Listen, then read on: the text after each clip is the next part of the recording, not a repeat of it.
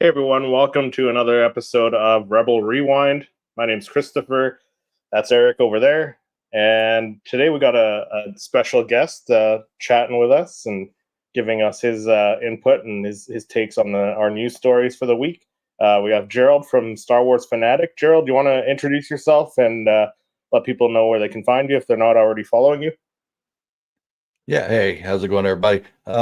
Gerald, Star Wars Fanatic, and you can find me mostly on YouTube. I do have an Instagram as well and a Twitter that I'm rarely on either of those. I post my videos daily on there, and then I pretty much leave it alone. Uh, but mostly on my Star Wars YouTube channel on Star Wars Fanatic. Awesome. Well, we appreciate you coming on today. Like I said, giving us your input on some of these news and rumors that we have for today. Okay. But like I think the biggest news was the sad heart wrenching news that we lost another Star Wars legend yesterday. We lost James Earl Jones at the age of what was he 93. Yeah, And 93. so that was some sad news there. We got Billy Bob first. Hey Billy, thanks for coming in the chat. Uh, Ted Adams says, "Hey gang, huge fan of Star Wars Fanatic." Yes, yeah, he puts out some great videos, and I like how Gerald kind of like he doesn't pick a side. He kind of just gives his opinion. He's not negative towards anything. Just kind of gives his opinion. So, no, Gerald definitely does a great job, and then love the background as well. Eric and I Oh, were both Oh, thanks. commenting on the setup that he has there with Thanks. the Appreciate Death that. Star panels and stuff. So Darth Yeah, Patty they're a says lot hello of fun to there. build. Oscar says hello. And Yassi in the chat says, "Hey." Brandon Clark says, "What's good, fellas? Now this is a top tier trio. R.I.P. James Earl Jones." Yes, thank you, Brandon, for hopping in the chat. Yeah, Yeah, so definitely. yeah, definitely some sad news with James Earl Jones passing, as I mentioned.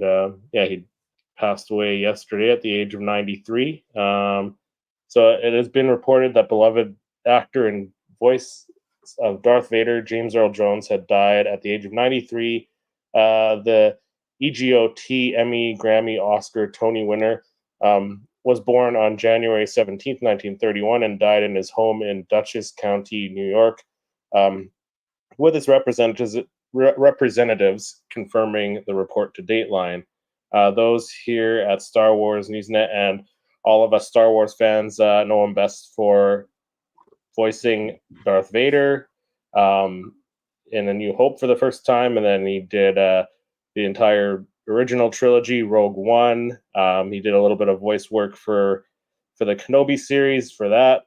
So that's his biggest um, or his most iconic role, I guess, one of his most iconic roles, at least to us Star Wars fans. But Eric, you got some little tidbits about James Earl Jones yeah, on hand as well, don't you?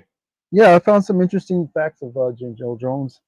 For example, he has a CB or used to have a CB, and his handle was Darth Vader, and he would utilize the Darth Vader voice until like one day he decided not to because it was frightening people. I think that's pretty interesting.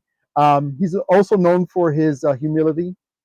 He declined to have his name appear in the credits of both Star Wars: A New Hope and The Empire Strikes Back, claiming that he felt his contributions wasn't significant enough to warrant a credit. He did agree to have his name appear in the credits of Return of the Jedi, though. Also, James Earl Jones was a United States Army veteran and former member of the 75th Ranger Regiment.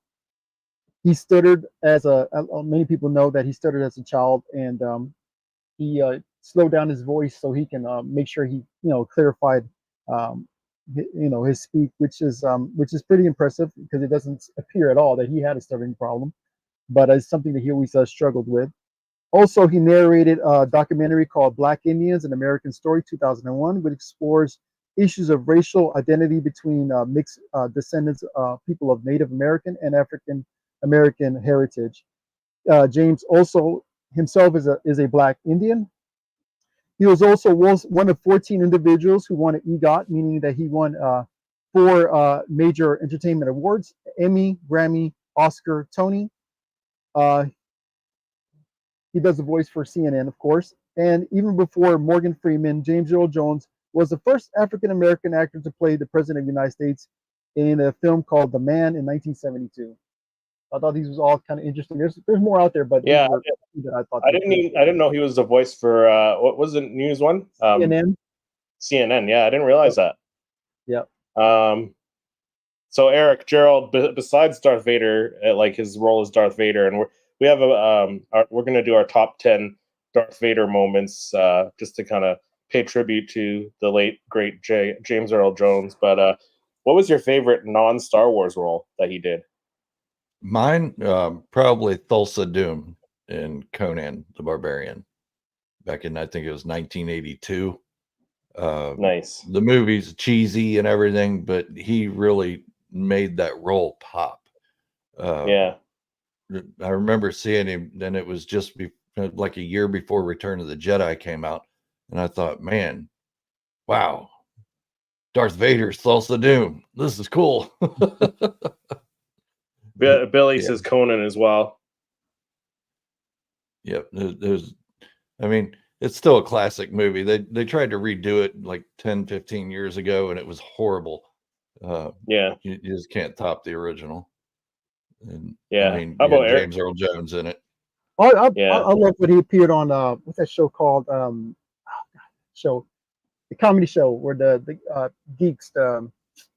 Anyway, where he appeared as James Earl Jones himself, and he would like mess with Carrie Fisher at the door. Oh, And on Big Bang Theory. Big Yeah. Bang Big Theory. Bang Theory, yeah. That was pretty Yes. cool. Yeah. Yeah, that was good. See, and I mean, he kinda that's poked one thing fun I at didn't know about him. himself. Yeah, he poked Yeah. fun at himself, and it was just kind of fun. And he had a humor to him. Yeah.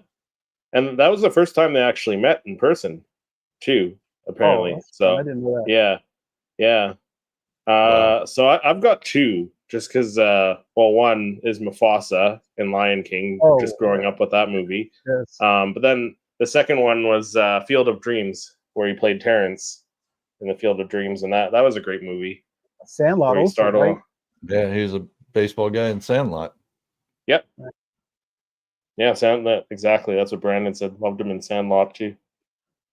He was also in Roots. Yep, he was. Yeah.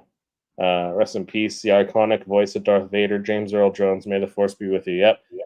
But yeah, we're cutting it a little bit short with the articles today, but we do have some of our top 10 Darth Vader moments to check out here. So we got some clips for those. Eric, you want to start with your first one? Kind of tell us which one it is. So we have the first scene with Vader, his menacing presence when he chokes the rebellion officer, which was, and it's very scary for a kid to watch. Yeah, such a menacing such a menacing scene too. Like he did such a great job as Darth Vader. It was tough to pick like five scenes for myself and Eric. I'm sure it was difficult to pick 5 of your own because like he's just great in every scene he does. Mm-hmm.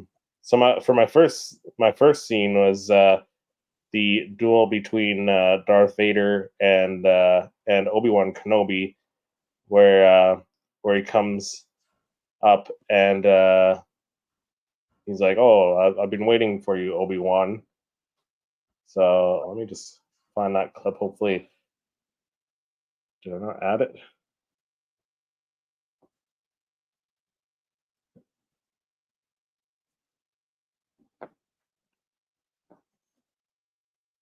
Okay, it wasn't. It was too small. Okay, so for my first one, then I'll go with the Vader choking Captain Nita.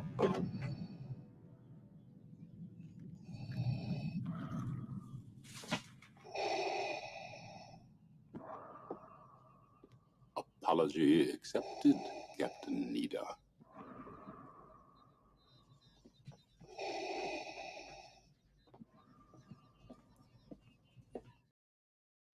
Love it. Again, that great scene with Vader choking out another Imperial officer. He's done a couple of those throughout the Mhm. series. Oh yeah, that comes to my next one. So you got Vader choking Marty as punishment for the lack of faith. Is my next favorite moment. Don't be too proud of this technological terror you've constructed. The ability to destroy a planet is insignificant next to the power of the Force. Don't try to frighten us with your sorcerer's ways, Lord Vader. Your sad devotion to that ancient religion has not helped you conjure up the stolen data tapes, or given you clairvoyance enough to find the rebels' hidden fortress.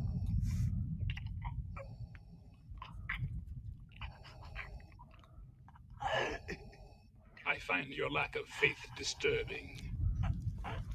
Enough of this. Vader, release him. As you wish. Yeah, so iconic. Mhm. Yeah, great scene. All those from A New Hope. Your I lack was of faith. what, four Your and a lack half of years old articles when it disturbs came me. out. Oh, really? Yeah. So you saw it on the big screen then for the first time when you were Yeah. 4 years old, eh? Yep. Yep. Awesome. R.I.P. Yep, Antilles. 1977. LOL. I find Yeah, your lack of Antilles faith didn't stand a disturbing. chance. Yeah, he's now number 1 with the Force. The circle is now complete. When I left you, I was the learner.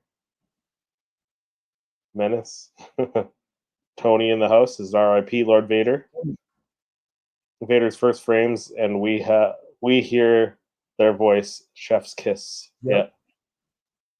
Yeah. So my next one, I went with another Empire Strikes Back scene. The altered deal with Lando in the carbon freezing chamber. Calrissian, take the princess and the Wookiee to my ship. You said they'd be left in the city under my supervision. I am altering the deal. Pray I don't alter it any further.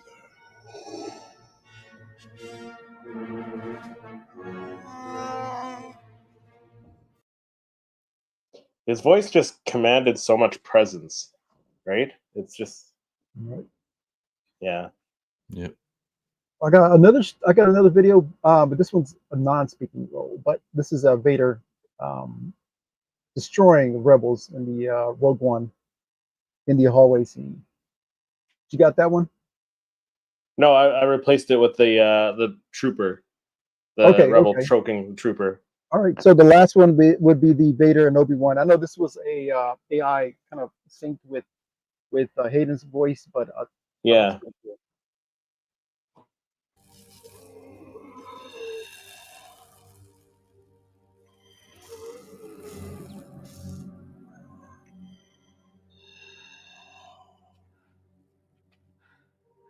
Anakin.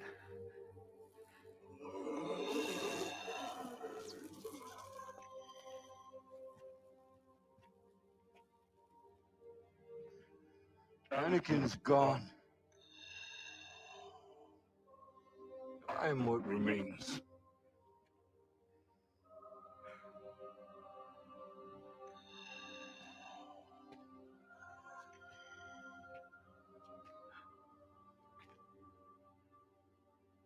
I'm sorry. I'm sorry, Anakin. For all of it.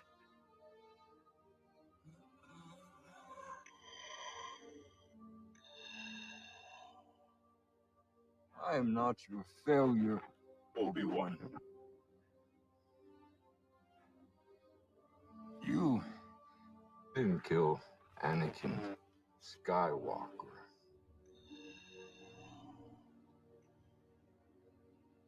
I did.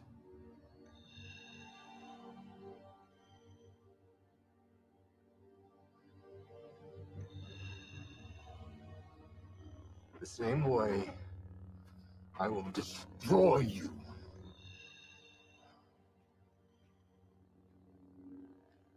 Then my friend is truly dead. I love the Yeah. combination of the two voices in that one. Yeah, that mix is really good. Yeah. Emotional. Yeah, I'm I'm not sure how much voice work he did. Like, it sounds like some of it's new, but they could have reused some lines there as well. But either way, it blended. They blended it really well. Yeah, So my next didn't one, James Earl Jones say they used AI for him for that? Yeah. Yeah, and that's something I saw as well in an article that he signed his rights to use his voice after his death. So it won't be the last time we'll hear his voice in Star Wars, I'm sure.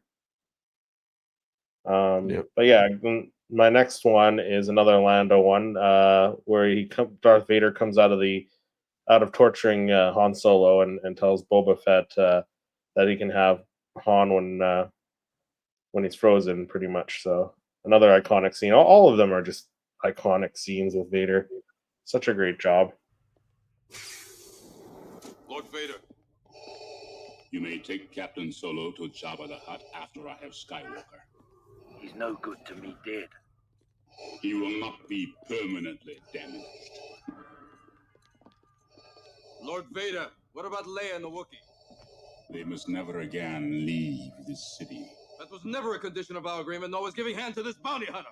Perhaps you think you're being treated unfairly? No. Good. It would be unfortunate if I had to leave a garrison here.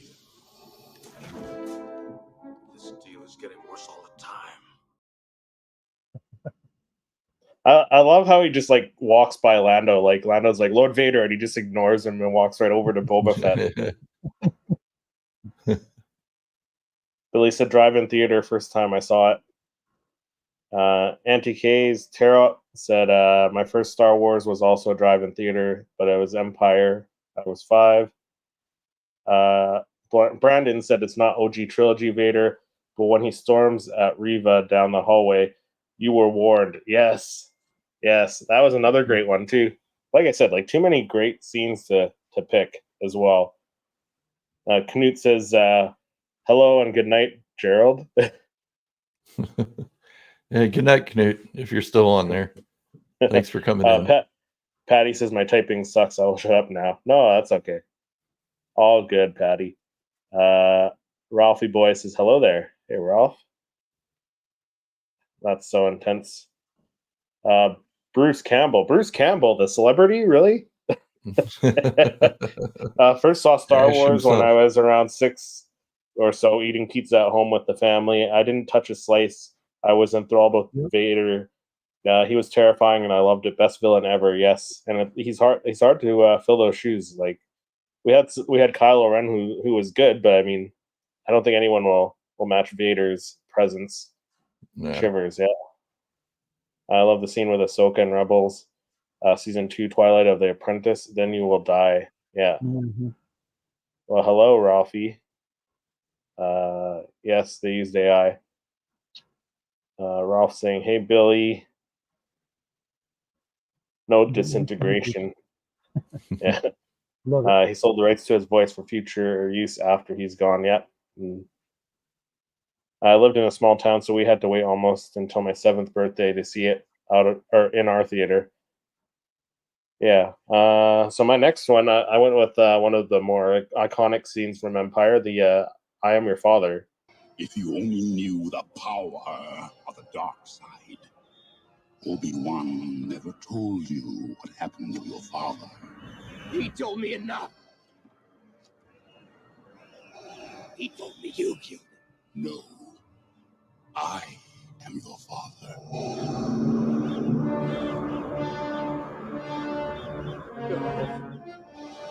No. It's not true. That's impossible. Search your feelings. You know it to be true. No! No! Luke, you can destroy the Emperor. He has foreseen this. It is your destiny. Join me, and together we can rule the galaxy as father and son.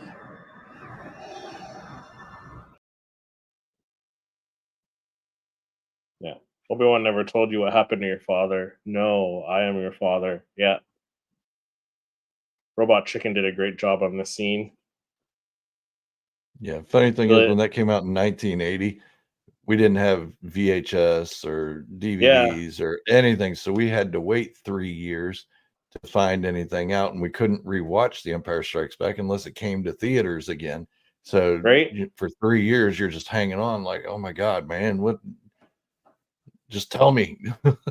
Right. And there were Yeah, no you're articles or spoilers or anything. George Lucas I was know. very tight-lipped. Times were different back then. Almost better in a way, without all the social media and people being so toxic about stuff. Well, they hated it back then too, but you didn't hear it much Yeah, because we They didn't didn't have hear the it. social media. Exactly. That's what it was, right? Ricky says, hey, Ricky. Oh, Ricky, Good evening, everyone. Sad day yesterday. Yes, it was. Billy said, question, did James Earl Jones do the voice over before or after filming? I'm pretty sure he did it after, didn't he? Yeah, he did it afterwards. Yeah. Ricky says And double that dipping on really both channels. made David Prowse mad. He was really mad about that. Yeah. Yeah. Could you imagine if James Earl Jones didn't do the voice of Darth Vader? Oh my It God. would have been different. It would have been way different. The Scottish Eric, accent. I think you got yeah, right. Or had they went with Orson Welles, Orson Welles, yep. Yeah. right, was the original choice.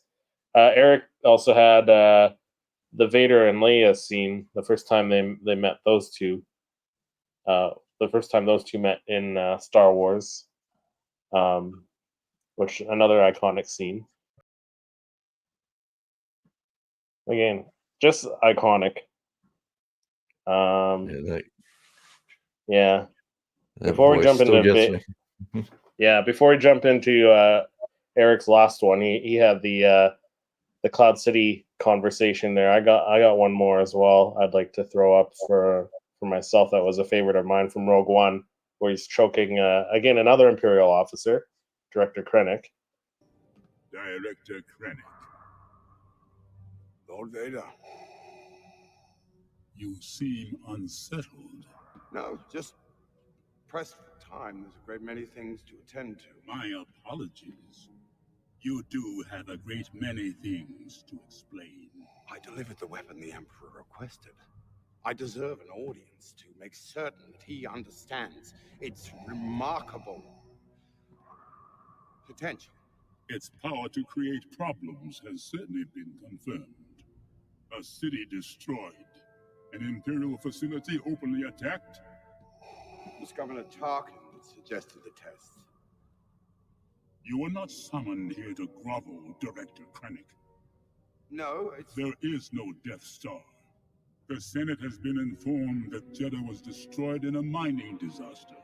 Yes, my lord. I expect you not to rest until you can assure the Emperor that Galen Erso has not compromised this weapon in any way. So I'm still in command?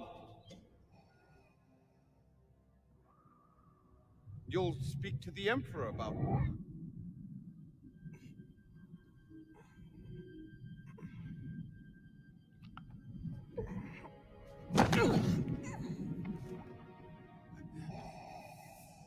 Be careful not to choke on your aspirations, Director.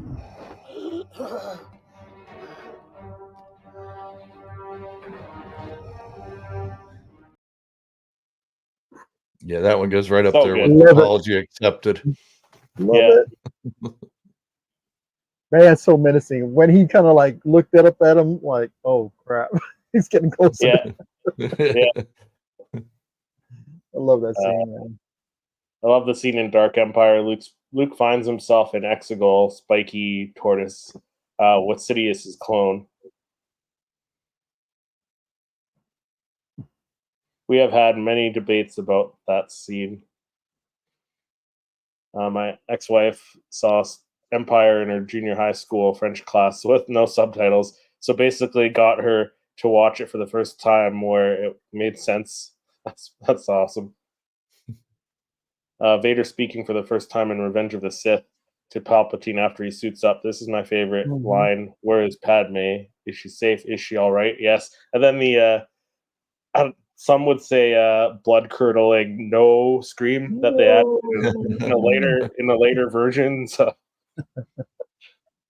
ESB and ROTJ double feature in '83. Memories. Yeah, that must have been awesome. Vader's dad joke to director Krennic is my favorite. Yeah. If I were John and Dave, I'd throw that scene in movies they were working on as a vision. Yeah, that'd be cool, right? Yeah. Who has seen the clip of James E. Jones' son came after seeing A New Hope? I have not seen that. No. John Williams' Vader theme is also iconic, adds to the villainous of the character. Yes, absolutely. Definitely. Yeah. Oh, crap. What kind of awful people did this? What happened? WTF? Damn.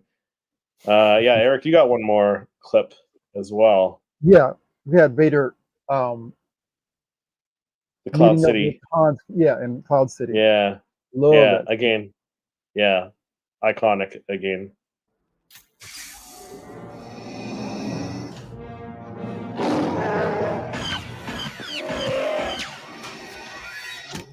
We would be honored if you would join us.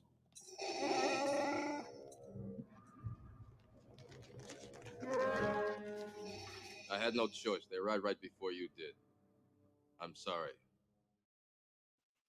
Love Yeah. that. Yeah. They don't So many pose good scenes.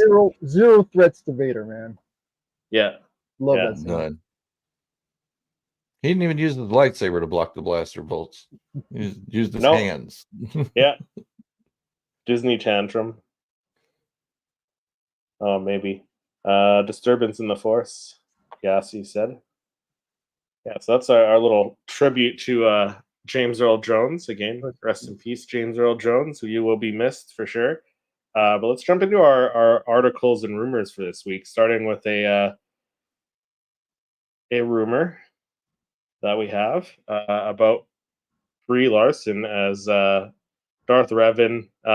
So this we've seen this. Well, I've seen it posted on Facebook and I think Instagram. I saw a posting about this. So this one comes from the direct. Is Brie Larson's Star Wars Revan movie real or fake? Speculation explained. Is Brie Larson making a Star Wars Revan movie? A poster is going viral on Facebook teasing the release of a supposed live-action Star Wars Revan movie being released in 2027. Listed as the leading star is Captain Marvel actress Brie Larson. The poster includes Larson's name and an image of the female Jedi donning purple and gold robes along with the black and red mask. She is also holding a purple lightsaber in her left hand and a red one in her right hand. So here's the poster here if you haven't seen it. So it's been on Facebook is where I saw it, and I think I saw it on Instagram as well. So included with the poster was the following caption teasing the film's release, which is supposedly coming after 2026's The Mandalorian and Grogu. So this was a caption. Breaking news. Disney has announced that they were moving away from streaming shows and moving forward with more movies. The first after The Mandalorian and Grogu in 2026 will be what fans have asked for years. A movie set in the Old Republic since the games allowed both female and male Revans. They have cast the fan favorite from the MCU, Brie Larson, as the lead role to add to the diversity of the project. So, unfortunately, this poster is nothing more than a computer-generated image and therefore fake, but it looks pretty real. But what do you fellas think about if they were to do this and cast Brie Larson as Revan? Would you be down for it, or like for me, I'd rather see Keanu Reeves as Revan, and we know they're still eyeing him up for a future Star Wars role, so that's possible as well. But what are you guys' thoughts on this?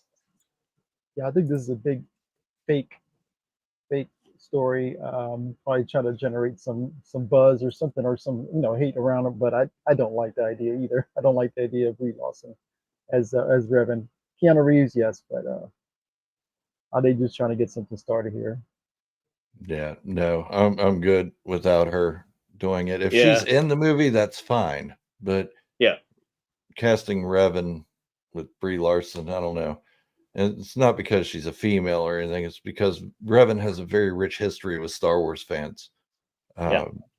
with the Mandalorian background and with this Jedi background and all that. And it's pretty much set in stone in Star Wars fans' minds. And I think it'd be a huge mistake to change that up. Yeah. Yeah, I agree. Axel says hi. Yeah, most definitely. Ricky says hell no. Sorry, but no. Patty says Bree is like a drywall. Axel says, man, I can't believe that we lost Darth Vader. Yeah, right. Very sad. Auntie K says, I can see Brie Larson as someone else. Yeah. So, yeah, that I'm on the same page. If she's playing a different character, Mandalorian yeah. or Yeah, or Right. even cast her as Bastilla Shan, another Jedi Yeah. from that era, right? But Yep. yeah, you can't do that to Revan. That would piss off a lot of fans if they did that. Yep. Lousy actress and not a very nice person. I mean, Yeah, I've heard. I don't know I've her heard that. personally, but yeah, I've heard it too. Yeah. Yeah, but either way, interesting that they chose to do that and chose to post that. yeah, I just think the story all in all is just a fake. But we're Yeah. gonna go ahead into my first story. If you guys don't have any more comments rather than the other than no, but Yeah. yeah, Taika Waititi. All right, so we got what's going on with Taika Waititi's Star Wars movie. So this story is by Matt the Glowing. So he supposedly had conversations with other insiders at an insider at a recent Comic Con. You know, it's so funny. It said a Comic Con, right? A recent Comic Con has informed me that Taika Waititi is definitely not doing his Star Wars movie at Lucasfilm. Insider filled me in with the reason Taika Waititi isn't no longer doing his Star Wars movies because of Thor: Love and Thunder. Taika Waititi recently came out and said he only did the Thor movie for the money, and that basically that Thor is on the bottom of the list of superheroes. So pretty much he's saying that he got that he's no longer doing the Star Wars because of the fact that Disney already released them or supposedly released them. I'm not sure if Yeah, I there's heard a rumor that he and Leslie Headland were canned. I know the Acolyte season 2 isn't happening, but I didn't know she was canned completely from Lucasfilm. I thought maybe they'd put her on a side project or something like that.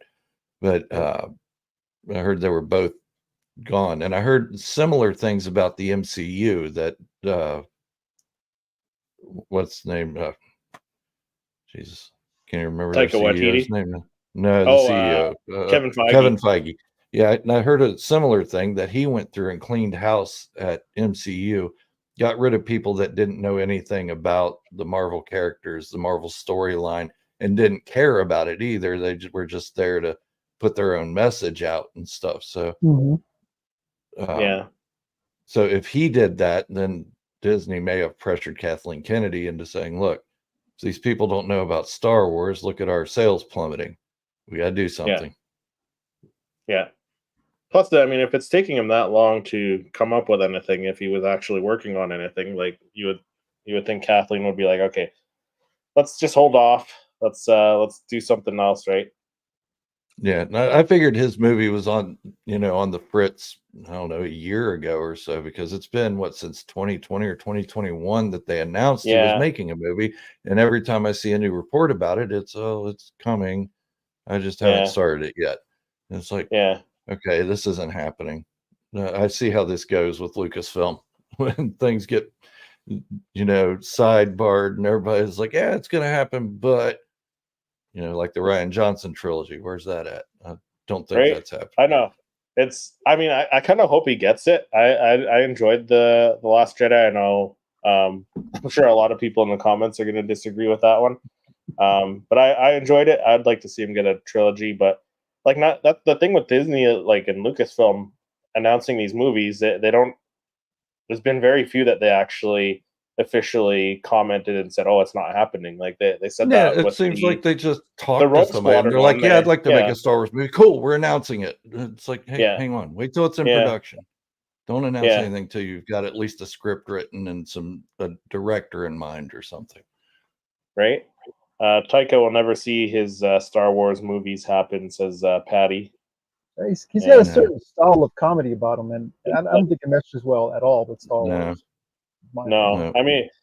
I mean the Solo movie was started out as like a comedy with the Lord and Miller who did the yep, Lego movie, right? So yep. we we saw how that ended up, right? They had to bring in Ron Howard to clean that up. So They had to reshoot about 80% of the movie at that point. yeah, yeah. Axel said, "Do you think Star Wars Episode 10 is going to happen?" I mean, it seems like it's going to be happening with like the Ray movie. So seems like it. Yeah, I don't know 'Cause if they'll call it that's supposed episode to be one 10, of but we'll yeah. see. I don't know. I mean, I'd be fine if they did because it's still connected to that um those movies, right? So Yep. the bots have Order 66 us. Yeah, we got cut off when we did all the Vader clips. Yeah, Oh, we did. we're back. Yeah. Oh wow. Yeah, that's what I heard. My wife was saying that we were cut off there for a little bit. No. Yeah, we're back on now though, so we're good. Yeah. All right. So jumping into the next article, then, talking about reports that they are cutting back on Star Wars television, Star Wars Disney Plus TV shows, and moving forward with more movies. So this report comes from the Direct Again. So Star Wars will be reducing its TV output, is the report. According to insiders, Disney may be decreasing its Star Wars TV output over the next couple of years since the release of Star Wars Rise of Skywalker in 2019. The franchise has been exclusively bound to the small screen. Every year since then, they've released a two live action streaming series a year on Disney Plus. The most recent, which was the polarizing The Acolyte, which ended its one season run in July. Um, so Star Wars TV strategy is reportedly in the midst of a major change. Insider Daniel Richmond shared that he has heard the iconic sci-fi franchise is set to reduce the number of live-action TV series it releases per year from 2 to 1. He mentioned several series are still in development at Lucasfilm, so the brand is not getting out of the live-action TV business entirely. They're just simply reducing their output. And he's quoted as saying, "I'm hearing that several series are in development, but it seems they plan to release only one live action series per year starting in 2025." So this seems to be in line with the greater Disney media strategy as of late. In July 2023, CEO Bob Iger confirmed the Hollywood giant would be spending less money on what they make and making less as well. So, what are you guys' thoughts on that? Because if they're starting only doing one series per year in 2025, does that mean we only get Andor next year? What are you Yeah, guys' thoughts on I this? think so. But I'm not disappointed in that. I No. love as much Star Wars content as we can get, but I want them to have Yeah. the budget to do it.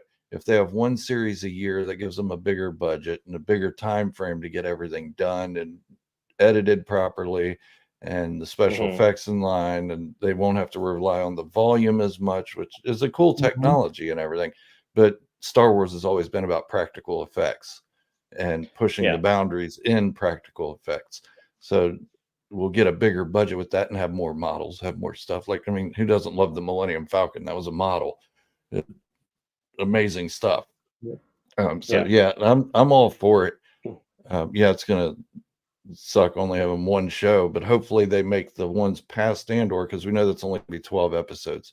So hopefully they make the ones past Andor longer, like a 20 episode season, you know, Yeah, with the that'd be mid-season amazing. break, and then Yeah, go on. Maybe they could have a production value similar to House of the Dragon, or even Rings of Power, where everything just looks amazing. Hmm. yeah, We can argue about the storylines all day long, but the look of it and the feel of it is just great. yeah. Yeah, I like And the idea if that you're not putting the effort into these like two or three series a year, it's like you can put that money into the movies as well, which is good because Yep.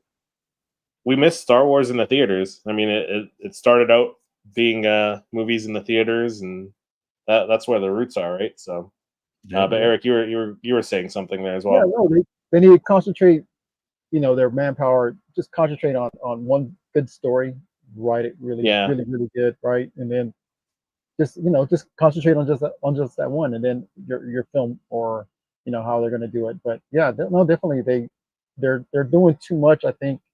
And if they could just concentrate and make less but really good stuff, you know, I won't be mad at all. I like this Yeah, I'd idea. like to yeah, see longer series too, more than 1 or 2 seasons. Let's go with, 4 or 5 seasons of something, and yeah, let let it play a whole story out rather than just getting a little chop of it, of 16 Hmm. episodes out of 2 seasons. yeah, yeah. Or even the 8 episodes. Like 8 episodes isn't enough to tell a, No, a full not at all. story either, because we saw that with the last season of the Mandalorian. Like they didn't tell the story that they wanted to tell with all the Mandalore stuff. They could have told, right. They could have told way Yep, more story with another 8 episodes, right, or not even another 4 episodes, right. They could have done a lot more with that. yep, Yeah, Patty says less is more. Less is more is the way to go. Put your time and effort into one project at a time. Yeah. Exactly. And I don't think that means, because like the article says just live action TV, so I'd imagine we may get like maybe an animated series in there as well, and or like something like Tales of the Jedi, like a 6 episode animated thing would be cool to have, like to give us some filler between live action stuff. That'd be cool as well. I'm not mad at And that then either. if they're doing a movie a year as well, because we get the first one in 2026, 2027, right? So I mean that would mean Andor next year in 2025, and then Ahsoka season 2 2026, I guess. yep. They You start know, filming that, I think, in August of 2025, the Ahsoka season 2. yeah, yeah. So it might. It looks like it's going to line up with the release of the Mandalorian and Grogu movie. So I think Eric, was last episode or the episode before, we were kind of speculating that maybe those two, like the season 2 of Ahsoka and the Mando and Grogu movie, are going to tie in somehow, right? So Yeah, yeah. yeah, the Acolyte looked like it was filmed in one weekend. Rings of Power looked like they took the time to work on it. Yep. Yeah, if you're comparing the two, definitely. Yep. I didn't hate the Acolyte. I just thought it could have used more time in the production. Yeah, yeah, I agree with you. I really enjoyed the Acolyte. I am kind of bummed that we're not getting a second season, because there's a lot of series that don't do great the first season, and then they come back for a second season, and the second season is like way better. So that could have been the Acolyte, but we got what we got, whether you liked it or not, right? So Yep. All right, so the next story, we're going to talk about the mythosaur. We got some images, and I think if in a little bit we'll click on that image, it's going to take you to a link, Chris. But so the Star Wars gives us the best look yet at a mythosaur. After initially being teased in The Mandalorian Season 3, Star Wars had provided a full look at the first live-action mythosaur, and thus a sneak peek at what's to come in the future. The mythosaur has long been the symbol of the Mandalorians, and with it being painted on Boba's armor back in The Empire Strikes Back, the creature has highly significance to the Mandalorian people. Seeing it as the warrior's ability to tame these massive beasts, that helped to make the Mandalorians so renowned. Now, mythosaurs have become more important than ever. Shared by Cobalt Green 1138 on X, a new Star Wars Topps trading card reveals the first ever look at a live-action mythosaur. It builds greatly upon the small tidbits that we see on The Mandalorian Season 3, which only saw like the eye, the scales, and the curved horn. The image breathes more life into the creature, making it the closest Star Wars has perhaps come to bring it to life. And so why is this important? It mentioned in the by the armor that the in the book of Boba Fett, the mythosaur is at the heart of the Mandalorian prophecy. The armor described a mythosaur rising up to herald a new age for the Mandalorians. It would also be no surprise for the mythosaur itself to rise and defend its homeworld, thus fulfilling the prophecy that the armor has shared. The first full look of the Mandalorian mythosaur seems to only further tease this inevitable future. So if you get on the image that it has, either further up, there you go. Click on that image right there. Yeah. Actually, that is. Did you click on a link? Okay, yeah. So Yeah. that So that's a pretty good look at it. impressive. Yeah, that's mean looking. I like that. And Yeah. you know, hopefully we'll get Grogu to be able to tame one of these guys. Right. Grogu taming it, riding it. Yeah. I was really hoping for Boba Fett to step into it. Yeah. Well, make his character a little more in line with what he was in Legends. But yeah, he's already said he's not going to be in it, so that stinks. Yeah, which is unfortunate. He could be lying to us, though. Maybe he's lying to us, or maybe he just maybe he shows up in the Dave Filoni Star Wars Endgame movie that they're calling it, right? Yeah. Where all these shows come together in that movie, right? Yeah. So he's just trying to throw us off. Yeah, I think so. I wouldn't put it past Tamora to throw us off like that. But that's really impressive.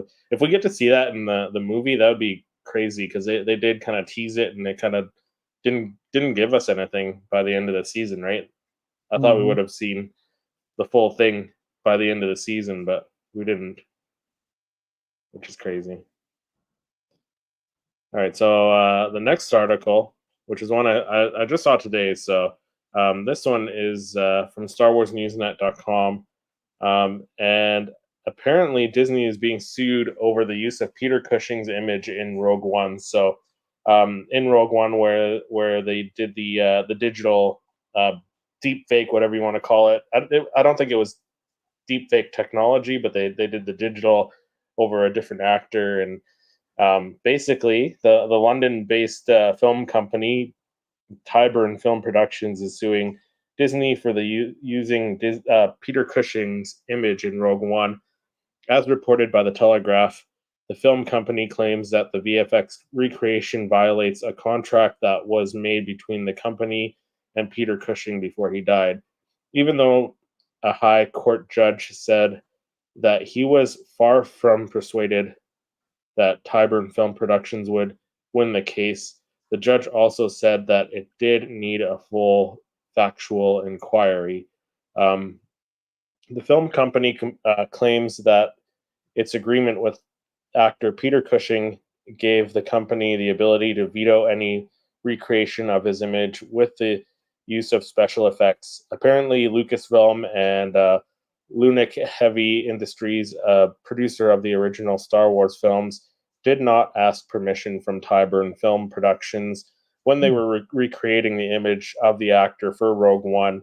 Lucasfilm and Lunic Heavy Industries state that they did not believe permission was needed because the terms under his contract that go back to 1977. While Disney and Lucasfilm may not have asked for permission, they did reach an agreement with the executors of Cushing's estate, granting the estate a fee for the use of his image. Carrie Fisher was also appears in Rogue One, is a digital recreation. Also gave her permission to the filmmakers. She died less than 2 weeks after the release of the movie. So, what do you guys think about this? I don't know if there's I don't know if this Tyburn Films will win this case. I highly doubt it. They're going up against Goliath, Disney, who's like Goliath in this. So, yeah, I don't know. I don't know if they're going to win it, but Yeah, I guess they no. can try. I That'd be doubt like it. Rhode Island going against Russia. Right? It's not going to happen. Yeah. Yeah, no. But People just need to quit getting trigger happy. It's been what 10 years since yeah, Rogue it's been One came out, it's been almost a and they're decade, just right? now So like, oh, wait a minute, we have the rights to this guy. You're just now yeah, figuring this out? No, you would have known that. yeah, Peter Cushing is not a small actor, or was not a no, small actor. He was a big no, name. He was a huge name to even be in Star Wars. So much of a huge name that George Lucas let him wear slippers until yeah, to show his feet. So yeah, I don't know. They might have yeah, found some clause in there somewhere where Peter Cushing was drinking coffee or bourbon one night, and he's like, "Yeah, whatever, just get out of my tent," you know? yeah, right? It's a juicy story, man.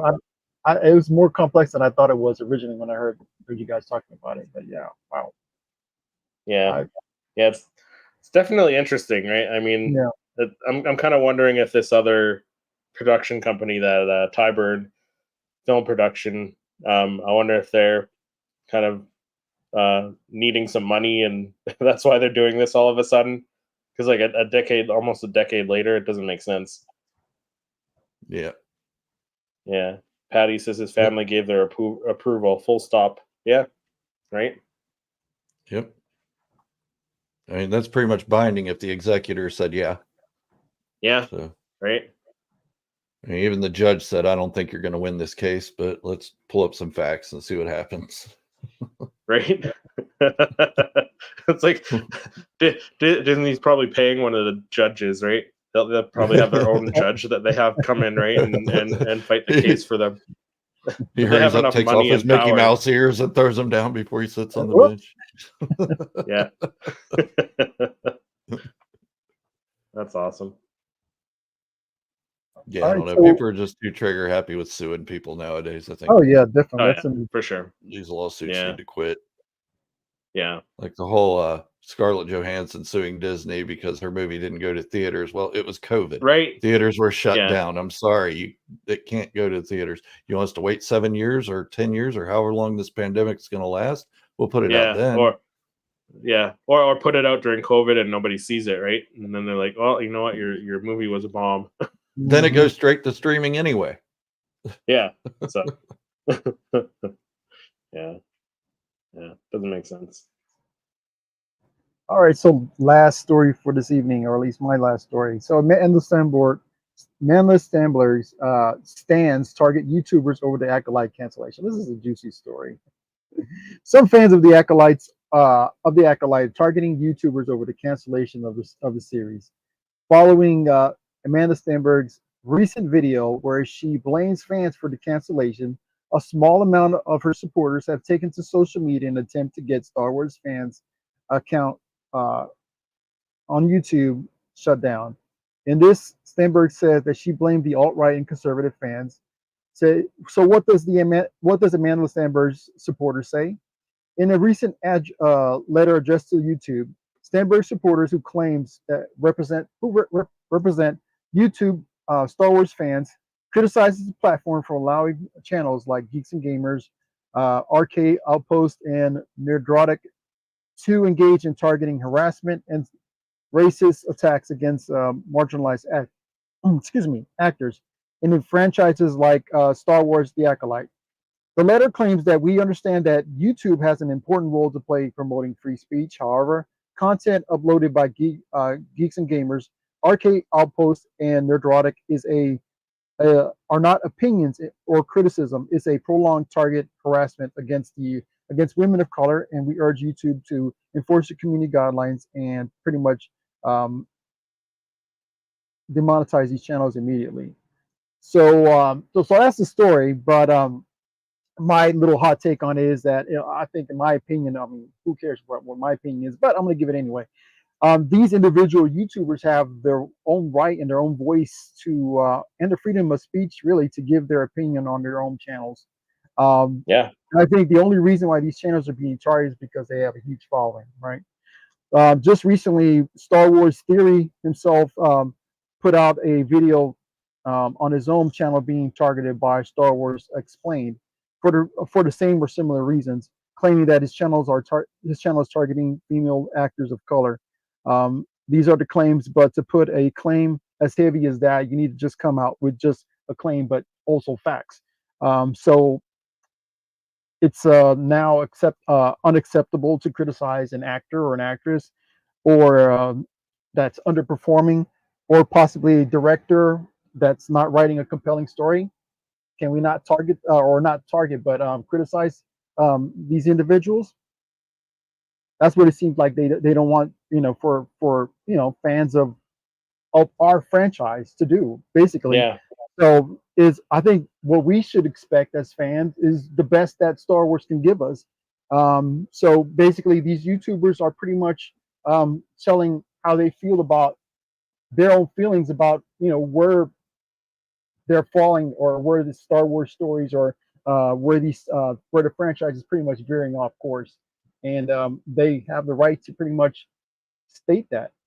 And if an actor, an actress, or an actor or directors are not going, in a course that they feel it shouldn't be, or going off course, they have the right to pretty much say, "Hey, look, I don't like where this is going." Yeah. It's just me personally thinking of, but at the same time, us as fans and should at the same time respect, and and not go crazy and talk bad about actors, or or directors. Yeah. Pretty much keep yeah. it, keep it professional, in other words. As much as I don't agree with most of those channels, most of what they say, because I see them as like tabloid channels. They're there for the views, they're there for the clicks. They're at the newspaper stand, $1.99 aliens invade Elvis's home, But I don't agree with their views on most things, and I don't even think they agree with their views on most things. They just throw it out there. I don't remember ever hearing them say anything derogatory against women or people of color at all. I could be wrong because I don't watch all their stuff, but I've never heard them say any of that stuff. And to come out and bash them because they didn't like her show because of her color or sex or whatever, that's just not right. Because if we look at Andor, amazing show, amazing production value, amazingly written, acting, everything is spot on. There are a couple little wonky spots in it, but not enough to ruin the entire story for you. But in that, we have plenty of people of color in roles, lead roles, big roles. Is just awesome. Plenty of women. There are a lot of women in roles in Andor, and you also have a lesbian couple in Andor. Nobody complained about any of it. So you can't say all Star Wars fans are these sexist bigots and all this stuff, because we loved Andor and we embraced it. And people still talk about it now, even 2-3 years later. And this is just an overreaction because their show got canceled. That's all it is. Pretty much. Yeah. I'm totally not for attacking people like of their race or their gender. Definitely not. Yeah, and like Patty says here, Patty says, I saw a post on X saying, keep your effing, well, you can read that, out of Star Wars. That's not that's not constructive at all. No, and we don't need any of that. Like, people are saying rude comments like that about Star Wars Theory and these other channels, right? People who enjoyed The Acolyte. We don't need that kind of talk. It's fine to criticize the show for the acting and stuff like that, but you don't need to make disrespectful comments like that. But exactly, like to go after these other big channels for giving their opinion, and kind of going after their livelihood, because they're full-time YouTubers, right? They're making their money. This is how they're making their living. That's not right either. Like, right. And free speech works for everybody if you agree with them or not. And I don't agree with any of that stuff at all. I don't, but they have the right to say things that I don't want to hear. And they have the right to say things that Amanda Stenberg doesn't want to hear. And most of my problem with The Acolyte had nothing to do with the story. It was the production of it. It was the writing. Well, not really the writing so much, but the acting. The acting was just atrocious. I'm sorry, Amanda, you didn't do a very good job at it. And Vernestra Rowe, sorry, my God, a pencil would have acted better. Yeah, and the music. like What was that Manny one Jacinto. weird song at the end of that one Oh episode? yeah, that was kind of yeah. R&B kind of. Yeah. I mean, other than that, the music was great. Manny Jacinto was great. Awesome. Loved his character. Lee Jung Jae as Soul was great. Yep. I think he did a fantastic job. But yeah, Amanda wasn't my favorite actress in the it. girl, what was her name? I forget her name. The one that got the 3 stabs. Oh, Jackie. She was awesome. Jackie, yes. Jackie yeah, she was great. Awesome. Awesome Yeah. character. Awesome actress too. She nailed that part. Yeah. Agreed, Gerald. Says Patty. Thanks, Patty. Yeah, just. So Yeah, I thought that was an doesn't have interesting to. story. Somebody had to talk about it. So Oh, absolutely, Yeah, and it's something that's still going on. Like we're seeing other videos making videos on this topic. Like I don't know. We should almost jump on the Star Wars Explained versus Star Wars Theory stuff that's going on and get our views from that. Oh boy. Yeah, right. Yeah, that's why I stick to myself a lot of times. I'm like, hey, not getting involved in this stuff. I'm just gonna talk about Star Wars. I'll watch from the sidelines. So I wanted to share this story. I thought it was kind of a fun, lighthearted story for the last one for the night. Fantha Tracks is saying that Manny Jacinto, who played Chimere, although he did not get the second season of The Acolyte, it's reported that he is a contender for People's Sexiest Man Alive. Manny will compete against Euphoria's Jacob Elordi and Red, White, and Royal Blues Nicholas Galzatine and Gavin Gasalenjo from The Summer I Turned Pretty. So all the best for Manny. Maybe going shirtless in The Acolyte may have helped that. Had something to do with that. I would have never seen this out of Jason Mendoza from The Good Place. Right, exactly. He was great in that show. Like he was great in that show. He was my favorite. He's a great actor in that. Yep. Yes. Yeah. I was just watching That's The Acolyte. funny. I was like, all right, where's Donkey Doug? Where's Pillboy? Yeah. No, he was my favorite part of The Acolyte. Like I said, him and Soul. But hey, if sexiest man alive or People's sexiest man alive is maybe he gets that, and maybe that'll ease the pain of not getting the second season of The Acolyte.